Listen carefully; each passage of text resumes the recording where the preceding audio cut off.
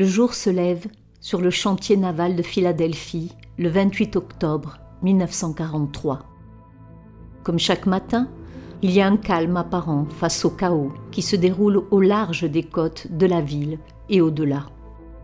Cette année-là, l'engagement des États-Unis dans la Seconde Guerre mondiale avait atteint un point culminant, alors qu'une bataille navale féroce entre les navires alliés et les sous-marins allemands faisait rage dans l'Atlantique. La gravité de ce conflit fait que le 28 octobre n'est pas un matin comme les autres à Philadelphie, mais l'aboutissement de mois et d'années de recherches top secrètes menées par le gouvernement américain dans le but de s'emparer une fois pour toutes de la supériorité navale. De toute évidence, l'armée américaine, en collaboration avec certains des plus grands esprits scientifiques du monde, des hommes comme Nikola Tesla et Albert Einstein, avait travaillé sur une nouvelle technologie qui rendrait leurs navires invisibles, une sorte de dispositif d'occultation issu des pages de la science-fiction. Il ne restait plus qu'à vérifier si leurs calculs étaient corrects, à tester si, en fait, la technologie fonctionnerait réellement. Ce test sera tristement célèbre sous le nom d'expérience de Philadelphie. Là, dans le chantier naval de Philadelphie, se trouvait l'USS Eldridge, un navire équipé de grands générateurs et d'autres équipements étranges qui déroutaient les membres d'équipage inconscients. À une heure prédéterminée, l'équipement était activé. Les puissants générateurs se mettent en marche. Soudain, un brouillard vert bleuté a commencé à entourer l'Eldridge et dans un éclair de lumière, le navire a disparu, se volatilisant dans l'air. Peu de temps après, l'Eldridge réapparut de manière inattendue à plus de 200 milles de là, à Norfolk, en Virginie, un fait confirmé par l'équipage du SS Andrew Ferguson qui était ancré à Norfolk ce jour-là. Puis, aussi soudainement que l'Eldridge était apparu, il a disparu à nouveau, avant de réapparaître miraculeusement à Philadelphie. Le plus incroyable est que, quoi qu'il se soit passé pendant son voyage, l'Eldridge semble avoir remonté le temps de 10 minutes. Les scientifiques et le personnel militaire de Philadelphie se sont précipités vers le navire dans une course folle pour déterminer ce qui s'était passé. Ce qu'ils ont trouvé étaient des scènes d'horreur inimaginables. Des membres d'équipage couverts de terribles brûlures, certains activement engloutis par les flammes. D'autres sont devenus fous, hurlant et divagant de manière incohérente. Plus inquiétant encore, certains membres d'équipage s'étaient encastrés dans la coque d'acier du vaisseau, fusionnés, toujours vivants avec des parties du corps dépassant de façon spectaculaire. Ce n'est pas le genre de choses que l'on voit au journal télévisé du soir. En effet, ce qui s'est passé ce jour fatidique à Philadelphie aurait poussé le gouvernement à abandonner le projet et à tenter d'éliminer toute trace de l'expérience de Philadelphie. Et ils auraient pu réussir s'il n'y avait pas eu un auteur excentrique nommé Maurice K. Jessup et les bizarreries de la circonstance. En 1955, Jessup écrivit un livre intitulé The Case for the UFO, qui parlait d'antigravité, d'électromagnétisme et de superscience, faisant de lui une sorte de célébrité parmi les théoriciens de la conspiration. C'était peut-être pour cette raison qu'en 1956, Jessup reçoit la première de ce qui deviendra plus de 50 lettres manuscrites d'un homme se faisant appeler Carl M. Allen. Dans ces lettres, Allen prétendait avoir été membre de l'équipage de l'USS Eldridge le jour où l'expérience de Philadelphie avait eu lieu. Il décrit comment le vaisseau a été téléporté à travers le temps et différentes dimensions, rencontrant en chemin ce qu'Allen décrit comme des extraterrestres. Choqué par ce qu'Allen disait, Jessup a essayé à plusieurs reprises d'enquêter sur ces affirmations, suppliant Allen de fournir des preuves physiques. Mais incapable de trouver quoi que ce soit de tangible pour corroborer l'histoire, il semble que Jessup doive abandonner et considérer Allen comme un autre cinglé. Jusqu'à ce qu'en 1957, Jessup soit contacté par la marine américaine et invité à se rendre à Washington, D.C. pour une réunion avec des hauts responsables gouvernementaux et militaires. Apparemment, l'Office of Naval Research avait reçu un colis contenant un exemplaire du livre de Jessup avec une série de notes manuscrites griffonnées à l'intérieur. Les notes parlaient de technologie extraterrestre et de voyages dans le temps. Alors que l'écriture des notes était conçue pour donner l'impression qu'elles avaient été écrites par 3 auteurs différents, Jessup les a immédiatement reconnues. Ces 3-là avaient été faites par Carl M. Allen. Après un interrogatoire intensif, Jessup a quitté Washington D.C. et est rentré chez lui, confus quant à l'intérêt de la marine pour des revendications aussi incroyables et non fondées. Plus curieusement encore, peu de temps après, la marine a publié 127 exemplaires du livre de Jessup, y compris les notes manuscrites d'Allen. Puis en 1959, 3 ans à peine après le début de sa correspondance avec Allen, Jessup est retrouvé mort d'un suicide apparent. Alors qu'Allen continuait à envoyer des lettres à ses amis et à sa famille, détaillant ses expériences dans le cadre de l'expérience de Philadelphie, pendant de nombreuses années après, son histoire a disparu des mémoires, ignorée, oubliée, juste une autre théorie de conspiration. L'histoire de l'expérience de Philadelphie remonte en fait à bien plus loin que 1943 et implique certains des plus grands esprits de l'histoire, dont le légendaire inventeur Nikola Tesla. Dès 1895, Tesla avait fait des expériences sur la façon dont l'espace et le temps pouvaient être influencés par l'électricité et les champs magnétiques. En mars de cette année-là, le journal New York Herald a publié une histoire curieuse dans laquelle un journaliste avait trouvé un Tesla à l'air ébouriffé, seul dans un café un après-midi. « Je crains, a commencé Tesla lorsqu'il a été salué par le journaliste, que vous ne m'ayez pas un compagnon très agréable ce soir. Le fait est que j'ai été presque tué aujourd'hui. L'étincelle a fait un bond d'1 mètre dans les airs et m'a frappé ici, sur l'épaule droite. Si mon assistant n'avait pas coupé le courant instantanément, cela aurait pu être la fin pour moi. » Il a décrit au journaliste comment le fait d'être frappé par l'étincelle électrique de quelques 3,5 millions de volts l'avait fait sortir de sa fenêtre spatio-temporelle. « Je pouvais voir le passé, le présent et le futur en même temps, a-t-il expliqué. Il semblait que Tesla disait que ses expériences avaient conduit à une sorte de préscience ou peut-être même à une sorte de voyage dans le temps. Dans les années 1930, Tesla, déjà bien inspiré, travaillait à l'université de Chicago et menait des expériences pour tenter de rendre un corps invisible grâce à l'électricité. C'est ce travail qui allait devenir la base de l'expérience de Philadelphie. En 1939, les travaux sont transférés à l'Institut d'études avancées de Princeton. C'est là qu'Albert Einstein aurait rejoint le projet aux côtés d'autres scientifiques de haut niveau. En 1941, Tesla et les scientifiques travaillent sur le projet explicitement pour le gouvernement américain. C'est Tesla et son équipe qui auraient effectué les calculs, rédigé les spécifications techniques et même construit les générateurs massifs de ce qui allait devenir l'expérience de Philadelphie. Mais avant que l'expérience n'ait lieu, Tesla s'est soudainement retiré du projet, avertissant en chemin d'un désastre certain si le projet se poursuivait, en raison d'un problème humain qui s'ensuivrait.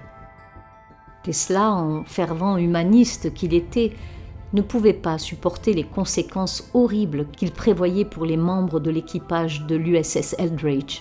Il a donc démissionné du projet après avoir fait tout ce qu'il pouvait pour empêcher l'expérience. Bien sûr, en pleine guerre mondiale, le gouvernement américain n'a pas abandonné les recherches dans lesquelles il avait mis tant de ressources. Au lieu d'arrêter le projet, il l'a confié à John von Neumann, un esprit brillant qui, contrairement à Tesla, n'était pas accablé par des réserves morales et n'hésitait pas à prendre des risques, comme il l'avait prouvé lors de son travail sur le projet Manhattan de construction de la bombe nucléaire. Quoi qu'il arrive sous la direction de Neumann, quoi qu'il se soit passé ou non lors de l'expérience de Philadelphie en 1943, la même année, Nikola Tesla meurt seul dans sa chambre d'hôtel à New York. Presque immédiatement après sa mort, sa chambre a été passée au peigne fin par des fonctionnaires du gouvernement américain. Toutes ces notes et autres documents sont rassemblés et envoyés directement au FBI. Le directeur du FBI, J. Edgar Hoover, a qualifié le travail de Tesla de top secret. Tellement secret en fait, que lorsqu'un tribunal a décidé en 1952 que le neveu de Tesla était l'héritier de sa succession, et donc le propriétaire légitime de tous ses effets personnels, y compris ses notes, le FBI ne lui a pas envoyé les 80 manuscrits de notes qu'il avait enregistrés, mais seulement 60. Qu'est-il advenu du reste des travaux de Nikola Tesla ? Et que pouvaient contenir ces notes très secrètes ?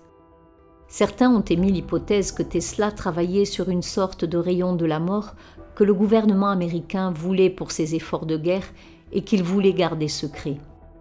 Mais peut-être cela avait-il quelque chose à voir avec l'expérience de Philadelphie, quelque chose à voir avec les terribles avertissements de Tesla avant de quitter le projet et la capacité de voir le passé, le présent et le futur. La question reste posée à ce jour. Quel type de connaissances secrètes Tesla possédait-il et qui d'autre aurait pu les posséder ? Si nous examinons les écritures et les histoires anciennes, nous pouvons trouver de nombreux cas intéressants de voyage dans le temps. Certaines traditions hébraïques racontent l'histoire du prophète Jérémie et d'un jeune garçon nommé Abimelech.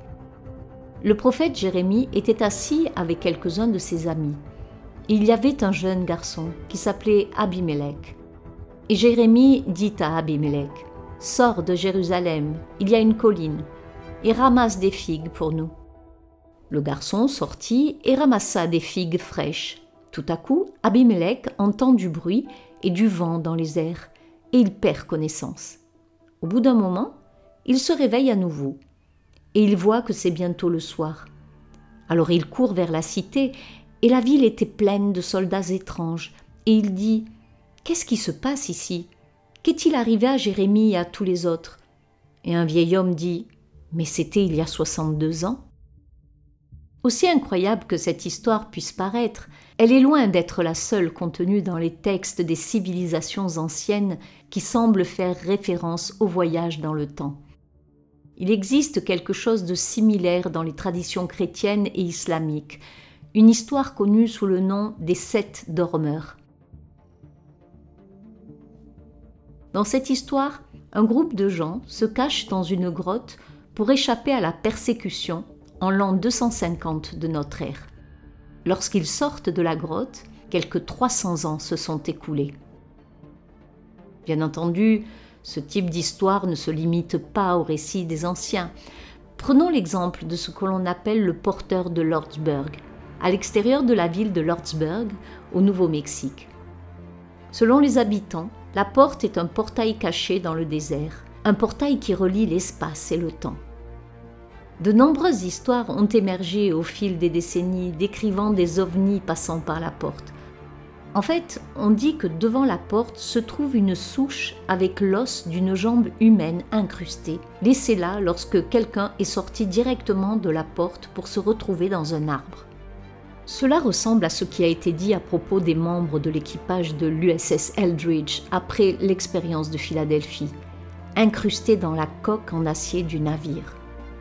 Ce qui se passe à la porte de Lordsburg est-il similaire à ce qui s'est passé à Philadelphie ? Pensez au triangle des Bermudes, cette zone tristement célèbre située au large de la côte sud-est des États-Unis, entre la Floride, les Bermudes et Porto Rico, où, au fil des ans, de nombreux navires et des milliers de personnes ont mystérieusement disparu. Les témoignages de pilotes faisant état de secousses et de pulsations soudaines surgies de nulle part ou de défaillances d'équipements électroniques ne sont pas si différents des descriptions faites à bord de l'Eldridge lors de l'expérience de Philadelphie. Ces types de récits remontent au moins aussi loin que Christophe Colomb, ce célèbre explorateur qui, lorsqu'il a atteint pour la première fois le triangle des Bermudes il y a des centaines d'années, a relaté d'énormes colonnes de feu s'écrasant dans la mer dans ses archives. Vous vous souvenez de l'incendie des membres de l'équipage de l'Eldridge ? Mais peut-être que les récits modernes d'anomalies et les mythes anciens ne suffisent pas à convaincre de l'existence du voyage dans le temps. Peut-être que des preuves plus tangibles sont nécessaires, Beaucoup suggèrent que c'est là que les Who Parts, c'est-à-dire les artefacts hors de leur contexte, entrent en jeu. Un Who Parts est un artefact qui n'a pas de sens archéologique par rapport à la période à laquelle il a été découvert. Au fil des ans, de nombreux exemples sont apparus. En 1991, des archéologies russes ont découvert dans les montagnes de l'Oural une série de petits artefacts en forme de bobines datés de 20 000 à 380 000 ans. Il y avait des bobines, des spirales fabriquées en cuivre, en tungstène et en molybdène. Les scientifiques ont conclu qu'ils ne pouvaient pas être d'origine naturelle, c'est-à-dire qu'ils doivent avoir été fabriqués. En fait, les scientifiques ont découvert que les pièces reflétaient les composants de la nanotechnologie moderne. Comment cela pourrait-il être possible avec des artefacts datant de dizaines, voire de centaines de milliers d'années ? Des exemples similaires, peut-être encore plus spectaculaires, sont apparus ailleurs en Russie, notamment dans les environs de Saint-Pétersbourg, où des archéologues ont découvert un étrange fossile qui s'est avéré être une sorte de machine composée de centaines de cylindres dentés en pièces métalliques formant un mécanisme. Étrangement, il a été daté de plus de 300 millions d'années. À l'autre bout du monde, on a découvert la sphère de Klerkstorp en Afrique du Sud. Il s'agissait de petites boules datées de près de 3 milliards d'années, mais leur structure intérieure fibreuse et leur concept complexe à 100 millièmes de pouce de la perfection absolue ont emmené les chercheurs à conclure que les sphères avaient dû être fabriquées par des êtres intelligents. Certains ont affirmé que l'existence des Who Parts suggère une sorte de préhistoire, des civilisations avancées et une technologie perdue de vue. D'autres pensent qu'elle suggère que la Terre a dû être visitée par une vie extraterrestre avancée à un moment donné dans un passé très lointain. Peut-être ne s'agissait-il pas d'extraterrestres, mais de voyageurs dans le temps. Considérez ce que les archéologues ont trouvé en Crète en 2017. Ils y ont découvert fossilisée dans la Terre, il y a plus de 5 millions d'années, une trace d'empreinte de pas humain. Notez que le pied humain est distinctif même et surtout de nos ancêtres primates. Le pied humain n'a pas de griffes et la plante du pied tombe à plat sur le sol. Plus important encore, le gros orteil est aligné avec les autres orteils, contrairement aux autres primates où le gros orteil dépasse sur le côté, comme le pouce d'une main. En d'autres termes, les empreintes de pas découvertes en Crète étaient clairement et étonnamment humaines. Comment cela est-il possible ? Des empreintes de pas humaines à une époque où les êtres humains n'existaient même pas ? Comment ? À moins que les humains n'aient voyagé dans le temps. Il y a une vidéo de 20 minutes intitulée « Forbidden Archaeology », archéologie oubliée, ces artefacts ne devraient pas exister, qui présente certains des artefacts les plus incroyables découverts. La bonne nouvelle est que lorsqu'on examine la question du voyage dans le temps, il n'est pas nécessaire de s'appuyer sur des hypothèses et des conjectures, ni sur des conspirations ou des mythes, non. On peut simplement s'appuyer sur le domaine de la science. Mais d'abord, examinons une histoire qui nous vient d'Inde. Dans l'ancien sanskrit connu sous le nom de Mahabharata, écrit vers 400 avant notre ère, on raconte l'histoire d'un roi nommé Kakumi, qui devait trouver un mari pour sa fille unique. Comme le font parfois les pères, le roi Kakumi a constaté que personne n'était assez bien pour sa fille. En désespoir de cause, le roi et sa fille se rendirent dans le royaume des dieux pour demander conseil au dieu Brahma. Lorsqu'ils sont arrivés, Brahma était en train d'écouter un spectacle musical et ils ont dû attendre. Lorsqu'ils obtinrent enfin une audience avec Brahma, le roi lui exposa sa position. « À qui vais-je fiancer ma fille ?» il demanda. « Je suis venu te voir pour t'interroger sur ce point. J'ai cherché de nombreux princes et j'en ai vu un bon nombre. Mais aucun n'est à mon goût et mon esprit n'est pas tranquille. » À cela, Brahma rit et répondit « Ô roi, les princes que tu pensais voir devenir l'époux de ta fille sont tous morts. Leurs fils et petits-fils et même leurs amis sont tous décédés. Le temps, expliqua Brahma, s'écoule différemment sur les différents plans d'existence. Pendant le court laps de temps où le roi et sa fille avaient attendu une audience dans le royaume des dieux, 116 millions d'années s'étaient écoulées sur Terre. Ce qui est intéressant dans cette histoire, ce n'est pas sa prétendue véracité ou son absence de véracité, mais plutôt la façon dont sa conceptualisation du temps reflète celle de la science moderne et plus particulièrement les travaux d'Albert Einstein.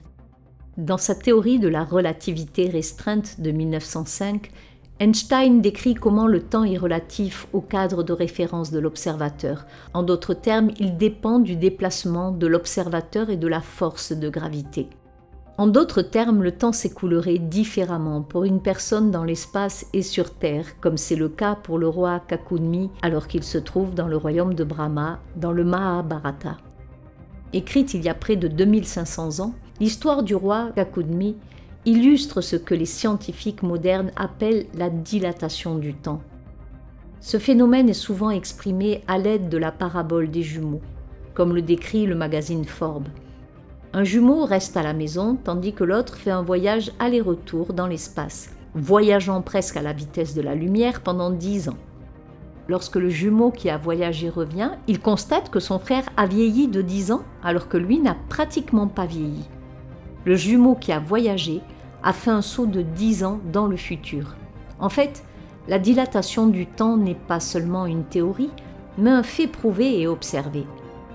Dans les années 1990, le cosmonaute russe Sergueï Krikalev a passé un nombre record de 803 jours, 9 heures et 39 minutes dans l'espace à bord de la Station spatiale internationale. Lorsqu'il est finalement revenu sur Terre, les scientifiques ont découvert qu'il avait voyagé 0,02 secondes dans le futur en raison de la vitesse de la station spatiale par rapport à la Terre. 10 ans après sa théorie de la relativité générale, Einstein y décrit le tissu de l'univers comme un espace-temps à 4 dimensions. Selon Einstein, le temps et l'espace sont malléables, c'est-à-dire qu'ils réagissent à la présence de matière en se déformant, se pliant, s'étendant et se contractant. Ainsi, l'espace-temps peut être plié, créant un raccourci entre deux endroits différents, un phénomène connu sous le nom de trou de verre, tout simplement un entonnoir dont les deux extrémités émergent à 2 points différents de l'espace-temps. Les réflexions d'Einstein sur la relativité générale et la relativité restreinte sont à la base de la science moderne du voyage dans le temps qui a connu de nombreuses incarnations depuis le début des années 1900. En 1937, un physicien écossais du nom de William Jacob van Stockham a appliqué la théorie de la relativité à ce qu'il a appelé le frame dragging. En substance, Stockham affirmait qu'en utilisant un cylindre infiniment long et extrêmement dense et en le faisant tourner comme une chaise de coiffeur, on pouvait faire en sorte que le cylindre entraîne l'espace-temps avec lui. Dans une telle situation, un chemin peut être créé dans l'espace-temps quadridimensionnel qui commence et se termine au même point. Ce phénomène a été décrit par Kurt Gödel en 1949 comme une courbe chronologique fermée, c'est-à-dire que l'on peut voyager dans le temps en empruntant un chemin et en revenant au moment exact où l'on a commencé. C'est un peu comme si vous voliez si loin à l'ouest que vous reveniez à votre point de départ mais par l'est. Dans les années 1980, des scientifiques comme le physicien théoricien Kip Thorne ont élaboré des théories sur la manière dont l'une des bouches d'un trou de verre pouvait rester fixe tandis que l'autre serait déplacée à une vitesse proche de celle de la lumière afin de créer une machine à remonter le temps. Dans les temps modernes, les scientifiques ont continué à développer les travaux de leurs prédécesseurs, élaborant des théories sur le voyage dans le temps et rapprochant peut-être cet acte, autrefois considéré comme impossible. En fait, en 2020, une percée majeure a été rapportée par la plupart des grands médias. Un astrophysicien américain du nom de Ron Mallett avait apparemment trouvé un moyen de voyager dans le temps et avait non seulement écrit une équation mathématique permettant de le faire, mais avait également élaboré un prototype. En d'autres termes, il ne s'agissait pas seulement d'une hypothèse. Il avait élaboré une machine à remonter le temps. S'appuyant sur la théorie générale de la relativité d'Einstein, Mallet suppose que si vous pouvez courber l'espace, il est possible que vous le tordiez. Dans la théorie d'Einstein, ce que nous appelons l'espace implique également le temps. C'est pourquoi on l'appelle l'espace-temps. Ce que vous faites à l'espace se produit également dans le temps. Le prototype de Mallet utilise des lasers pour générer un faisceau de lumière qui circule. L'espace à l'intérieur de l'anneau de laser se tortillant comme si on remuait une tasse de café. Selon Mallet, avec une intensité laser suffisante et un espace suffisamment petit, il devrait être possible de modifier l'espace et le temps. Comme il le décrit, si l'espace est tordu assez fortement, cette ligne de temps linéaire va être tordue en une boucle. Si le temps est soudainement tordu en une boucle, cela nous donne la possibilité de voyager dans le passé. Il est intéressant de noter ce qui a lancé Mallet sur la voie de cette incroyable recherche potentiellement révolutionnaire. Comme il le décrit, « Quand j'avais 11 ans, je suis tombé sur le livre qui a tout changé pour moi. C'était « La machine à remonter le temps » de H.G. Wells. Écrit en 1895, La machine à remonter le temps a donné naissance à des générations de livres, de films et d'émissions de télévision de science-fiction. En d'autres termes, même un penseur de haut niveau comme Ron Mallet, un homme qui travaille avec des concepts que la plupart des gens ne pourraient même pas imaginer, est guidé en partie par un émerveillement d'enfant devant la possibilité de voyager dans le temps. Ce sentiment que nous avons tous en lisant Wells ou en voyant Retour vers le futur pour la première fois. Il y a indéniablement une sorte de romantisme dans l'idée du voyage dans le temps qui séduit autant de génies que la personne ordinaire. Il suffit de penser à Stephen Hawking, peut-être le plus grand penseur de notre époque, qui se laisse aller à une plaisanterie enfantine en matière de voyage dans le temps. En 2009, Hawking a organisé une fête à l'université de Cambridge avec des ballons, un grand buffet et du champagne glacé. Hawkins, en smoking, explique ironiquement « J'aime les expériences simples et le champagne ». Pour comprendre de quelle expérience il parlait, il suffisait de jeter un coup d'œil au carton d'invitation. Vous êtes cordialement invité à une réception pour voyageurs temporels organisée par le professeur Stephen Hawkins, qui se tiendra à l'université de Cambridge, Grenville and Caius College, Trinity Street, Cambridge. Et il y ajoute la latitude et la longitude ainsi que la date. Il est important de noter que Hawkins a envoyé les invitations à la fête après qu'elle ait eu lieu, afin que seuls les voyageurs temporels potentiels puissent y assister, ajoutant effrontément dans l'invitation « Aucune réservation n'est requise ». Comme Hawkins l'a expliqué en attendant avec une coupe de champagne, j'espère que des copies de l'invitation sous une forme ou une autre survivront pendant des milliers d'années. Peut-être qu'un jour, quelqu'un vivant dans le futur trouvera l'information et utilisera une machine à voyager dans le temps pour revenir à ma fête, prouvant ainsi que le voyage dans le temps sera un jour possible. Malheureusement pour Hawking, aucun voyageur du temps ne s'est présenté à la fête, mais cela n'a pas entaché son humeur. Quel dommage, a-t-il plaisanté. J'espérais qu'une future Miss Univers allait franchir la porte. La plupart d'entre vous se demandent peut-être pourquoi, si le voyage dans le temps est possible, aucun d'entre nous n'est revenu dans le temps pour gagner à la loterie et devenir millionnaire. Eh bien, il y a une histoire intéressante d'un homme qui pourrait avoir fait exactement cela. Pas à la loterie, mais à la bourse. En mars 2003, le FBI a arrêté un homme de 44 ans nommé Andrew Carlson. Il venait de profiter de la hausse la plus favorable de l'histoire de la bourse. En l'espace de 2 semaines seulement, il a transformé un investissement de 800 $ en 350 millions. Naturellement, cela a attiré l'attention des autorités. Mais au lieu du déni habituel, Carlson a choqué le FBI avec une confession de 4 heures. Il ne s'agissait pas d'un délit d'initié ordinaire. Ces 126 opérations à haut risque ont porté leurs fruits parce qu'il a toujours su qu'elle le ferait, car Andrew Carlson est un voyageur du temps situé 250 ans dans le futur. Au début, la confession d'Andrew n'a pas été crue. Un porte-parole de la Security and Exchange Commission, la SEC, a déclaré « Nous ne croyons pas à l'histoire de ce type. Il est soit fou, soit un menteur pathologique. » Mais le fait est qu'avec un investissement initial de seulement $800, il avait en 2 semaines un portefeuille évalué à plus de 350 millions. Chaque transaction qu'il a faite a capitalisé sur des développements commerciaux inattendus qui ne peuvent pas être de la pure chance. Si l'action d'une société augmente en raison d'une fusion ou d'une percée technologique censée être secrète, M. Carl Singh le savait d'avance. Le seul moyen pour lui de réussir est d'obtenir des informations privilégiées illégales. Il devra rester dans une cellule de prison à Rikers Island jusqu'à ce qu'il accepte de donner ses sources. Mais Carl Singh n'a jamais donné ses sources.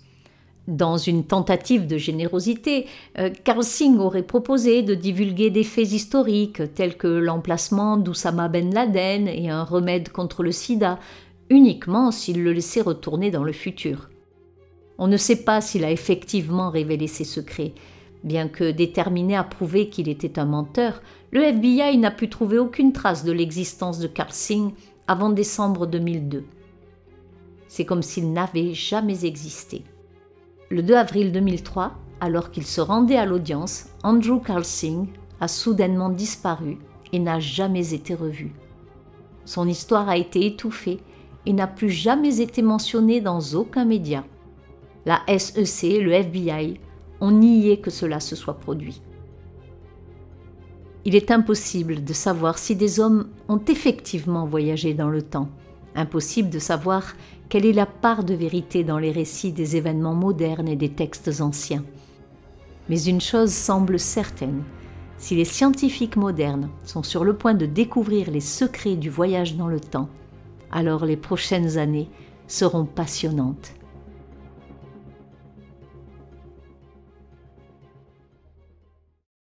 Merci d'avoir regardé cette vidéo. Si vous avez aimé la vidéo, je vous invite à vous abonner à ma chaîne et à cliquer sur la cloche pour recevoir les prochaines notifications pour de nouvelles vidéos. Pour les personnes qui souhaitent soutenir mon travail, vous trouverez les liens de soutien en description sous la vidéo. Mille merci, bien à vous et à très bientôt.